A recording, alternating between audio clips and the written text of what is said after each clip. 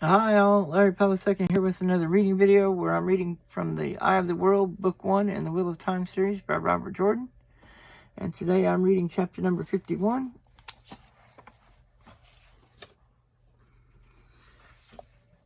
Chapter 51, Against the Shadow. The land tended upward the way Rand went, but fear lent his legs strength, and they ate ground in long strides, tearing his way through flowering bushes and tangles of wild rose, scattering petals, not caring if thorns ripped his clothes or even his flesh. Moraine had stopped screaming. It seemed as if the shrieks had gone on forever, each one more throat-wrenching than the last, but he knew they had lasted lonely moments altogether. Moments before Agonar would be on his trail.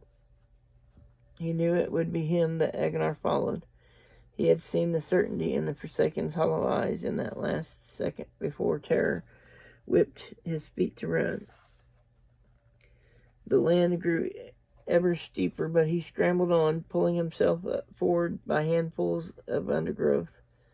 Rocks and dirt and leaves spilled down the slope from under his feet, finally crawling on hands and knees when the slant became too great. Ahead and above, it leveled out a little. Panting, he scrambled his way.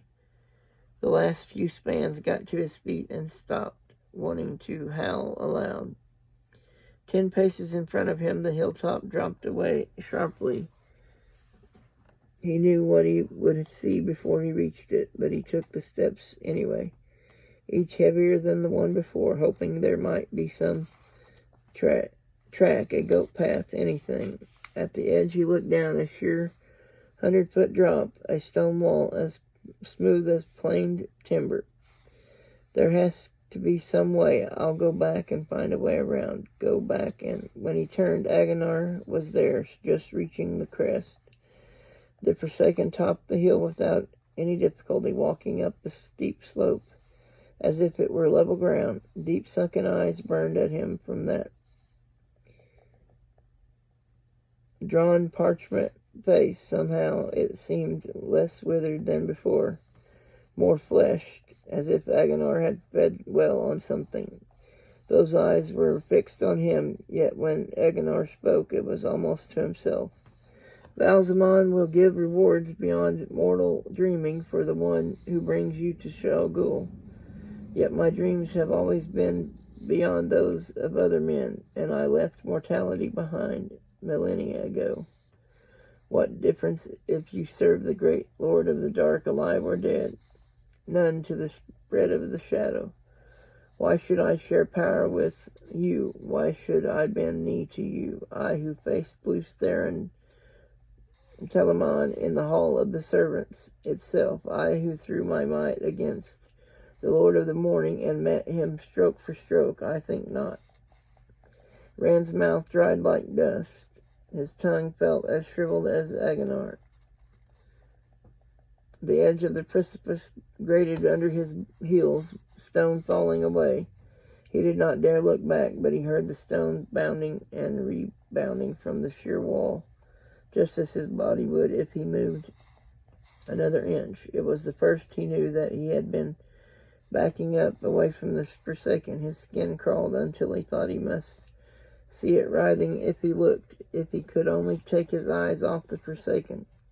There has to be some way to get away from him, some way to escape. There has to be some way.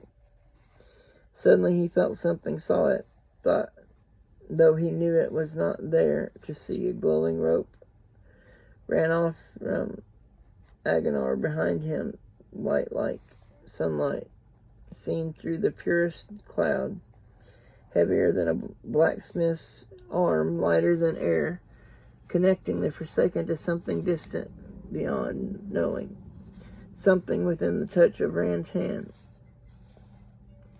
The rope pulsed, and with every throb, Agonar grew stronger, more fully fleshed, a man as tall and strong as himself, a man harder than the warder, more deadly than the blight. Yet beside that shining cord, the Forsaken seemed almost not to exist. The cord was all. It hummed, it sang, it called Rand's soul. One bright finger strand lifted away, drifted, touched him, and he gasped. The light filled him, and heat that should have burned yet only warmed, as if it took the chill of the grave from his bones. The strand thickened. I have to get away. No, Aguilar shouted. You shall not have it. It is mine. Rand did not move, and neither did the Forsaken, yet they fought as shrilly as if they grappled in the dust. Sweat beaded on Aguilar's face, no longer withered, no longer old, that of a strong man in his prime. Rand pulsed with the beating in the cord, like the heartbeat of the world. It filled his being. Light filled his mind, till only a corner was left for what was him. So he wrapped the void around that nook, sheltered in emptiness. Away. Mine, Aguilar cried, mine. Warmth built in Rand, the warmth of the sun, the radiance of the sun bursting, the awful radiance of light, of the light. Away, mine. Flame shot from Aguilar's mouth, broke through his eyes like spears of fire, and he screamed. Away, and Rand was no longer on the hilltop. He quivered with the light that suffused him. His mind would not work. Light and heat blinded it. The light, in the midst of the void, the light blinded his mind, stunned him with awe. He stood in a broad mountain pass, surrounded by jagged black peaks like the teeth of the Dark One. It was real. He was there. He felt the rocks under his boots, the icy breeze on his face. Battle surrounded him, or the tail end of battle. Armored men on armored horses, shining steel dust now, slashed and stabbed at snarling Trollocs, wielding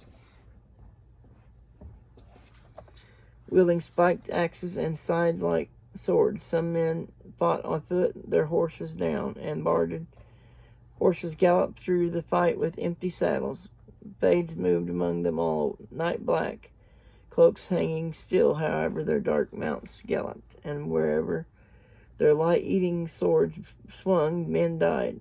Sound beat at Rand, beat at him, and bounced from the strangeness that had him by the throat.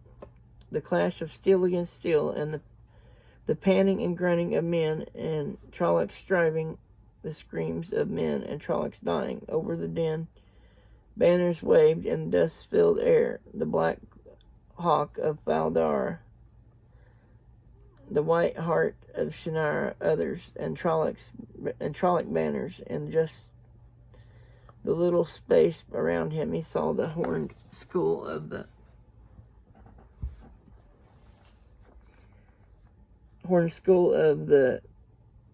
Devil, the blood-red trident of the Cobal, the iron fist of the Daimon.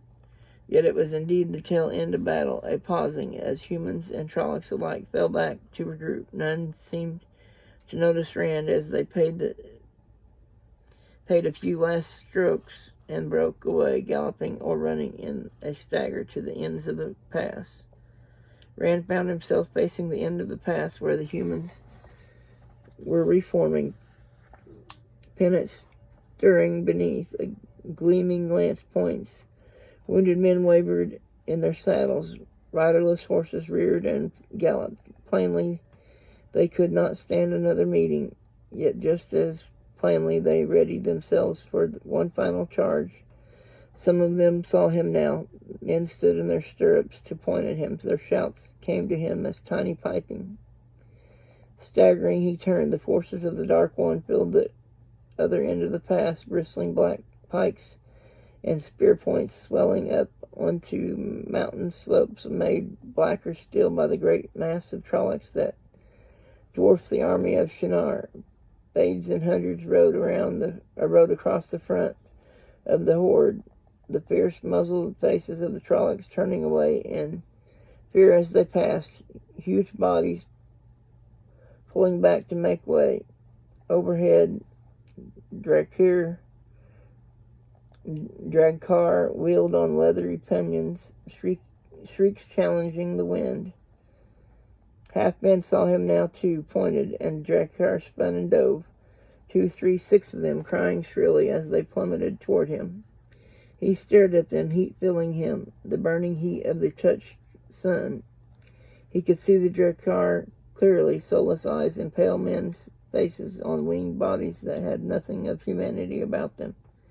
Terrible heat, crackling heat. From the clear sky, lightning came, each bolt crisp and sharp, searing his eyes, each bolt striking a winged black shape. Hunting cries became shrieks of death, and charred forms fell to leave the sky clean again. The heat, the terrible heat of the light. He fell to his knees. He thought he could hear his tears sizzling on his cheeks. No, he clutched at tufts of wiry grass for some hold on reality. The grass burst in flames. Please, no. The wind rose with his voice, howled with his voice, roared with his voice down the pass, whipping the flames to a wall of fire that spun away from him and toward the Trolloc host faster than a horse could run. Fire burned into the Trollocs, and the mountains trembled with their screams almost as loud as the wind in his voice. It has to end. He beat at the ground with his fist, and the earth tolled like a gong. He bruised his hands on stony soil, and the earth trembled. Ripples ran through the ground ahead of him in ever-rising waves of dirt and rock, towering over the Trollocs and Fades, breaking over them as the mountains shattered under their hooved feet. A boiling mass of flesh and rubble turned across the Trolloc army. What was left standing was still a mighty host, but now no more than twice the human army in numbers, and milling in fright and confusion. The wind died, the screams died, the earth was still, dust and smoke swirled back down the pass to surround him.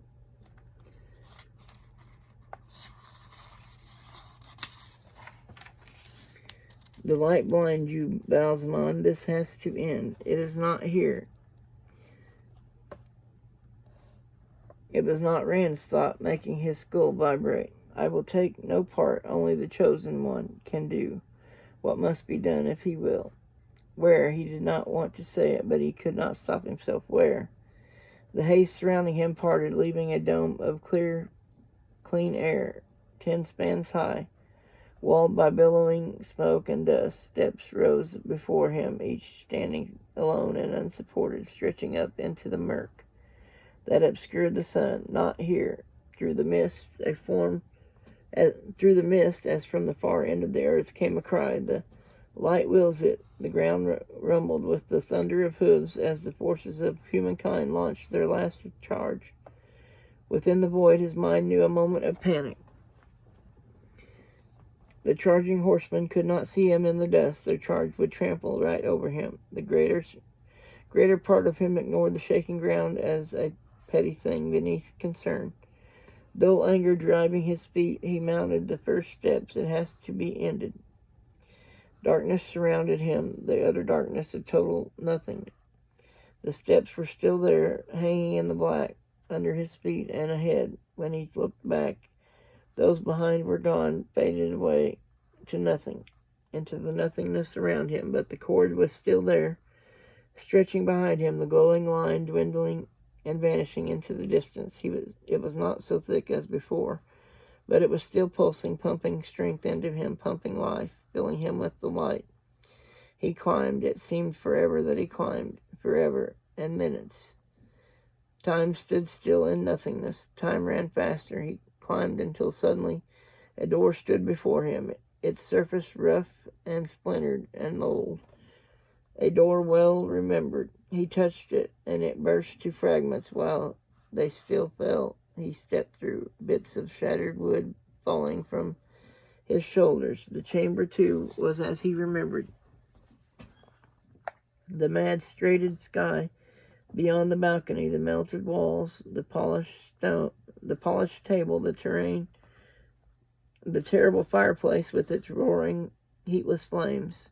Some of those faces that made the fireplace, writhing in torment, shrieking in silence, tugged at his memory as if he knew them, but he held the void close, floated within himself in emptiness. He was alone when he looked at the mirror on the wall. His face was there as clear as if it were him, there as calm in the void. Yes, Balsamon said from in front of the fireplace. I thought Agonar's greed would overcome him, but it makes no difference in the end. A long search, but ended now. You are here, and I know you. In the midst of the light, the void drifted, and in the midst of the void floated Rand. He reached for the soil of his home, and felt hard rock, unyielding and dry, and stone without pity, where only the strong could survive, only those as hard as the mountains. I am tired of running. He could not believe his voice was so calm. Tired of you threatening my friends. I will run no more. Balsamon had a cord, too. He saw a black cord, thicker by far than his own, so wide it should have dwarfed the human body, yet dwarfed by Balsamon instead. Each pulse along that black vein ate light. You think it makes any difference whether you run or stay? The flames in Balsamon's mouth laughed. The faces in the hearth wept at their master's mirth.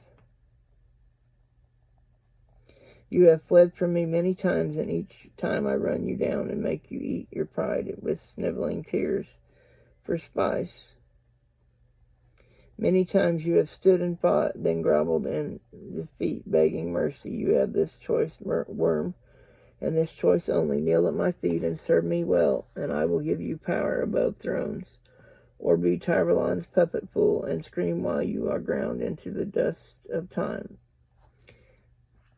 Rand shifted, glancing back through the door, as if seeking a way to escape. Let the Dark One think that. Beyond the doorway was still the black of nothing, split by the shining thread that ran from his body, and out there Balsamon's heavier cord ran as well, so black that it stood out in the dark, and as if against snow. The two cords beat like heart veins and countertime against each other, the light barely resisting the waves of dark. There are other choices, Rand said. The wheel weaves the pattern, not you. Every trap you've laid for me, I have escaped. I've escaped your Fades and Trollocs, escaped your dark friends. I tracked you here and destroyed your army on the way. You do not weave the pattern. Balsamon's eyes roared like two furnaces. His lips did not move, but Rand thought he heard a curse screamed at Agonar. Then the fires died, and that ordinary human face smiled at him in a way that chilled even through the warmth of the light. Other armies can be raised, fool. Armies you have not dreamed of will yet come, and you tracked me. You slug under a rock. Track me. I began the setting of your path the day you were born, a path to lead you to your grave, or here. Ale allowed to flee, and one to live. To speak the words that would echo down the years. Jane Farstrider, a hero. He twisted the word to a sneer, whom I painted like a fool and sent to the Ogier thinking he was free of me. The Black Aja, wriggling like worms on their bellies across the world to search you out. I pull the strings and the Emmeline seat dances and thinks she controls events. The void trembled hastily. Rand firmed it again. He knows it all. He could have done it. It could be the way he says. The light warmed the void. Doubt cried out and was stilled till only the seed remained. He struggled, not knowing whether he wanted to bury the seed or make it grow. The void steadied, smaller than before, and he floated in calm. Balsamon seemed to notice nothing. It matters little if I have you alive or dead, except to you and to what power you might have. You will serve me, or your soul will, but I would rather have you kneel to me alive than dead. A single fist of Trollocs sent to your village when I could have sent 1,000. One dark friend to face you where 100 could come on you asleep. And you, fool, you don't even know them all. Neither those ahead nor those behind, nor those by your side. You are mine. Have you always been mine? My dog on a leash, and I brought you here to kneel to your master, or die and let your soul kneel. I deny you. You have no power over me, and I will not kneel to you, alive or dead. Look, Balsamon said, look, unwilling Rand yet turned his head. Egwin stood there, and Neneb, pale and frightened, with flowers in their hair, and another woman, little older than the wisdom, dark-eyed and beautiful, clothed in a Two Rivers dress, bright blossoms embroidered round the neck. Mother, he breathed, and she smiled, a helpless smile. His mother's smile. No, my mother is dead, and the other two are safe away from here. I deny you. Egwin and Neneb blurred, become wafting mist, dissipated. Kyria Thor still stood there, her eyes big with fear. She, at least, Balsamon said, is mine to do with as I will. Rand shook his head. I deny you. He had to force the words out. She is dead and safe from you in the light. His mother's lips trembled. Tears trickled down her cheeks. Each one burned him like acid. The Lord of the grave is stronger than he once was, my son, she said. His reach is longer. The father of lies has a honeyed tongue for unwary souls. My son, my only darling son. I would spare you if I could, but he is my master now, his whim, the law of my existence. I can but obey him and grovel for his favor. Only you can free me. Please, my son, please help me, please. The wail ripped out of her as barefaced fades, pale and eyeless, closed round.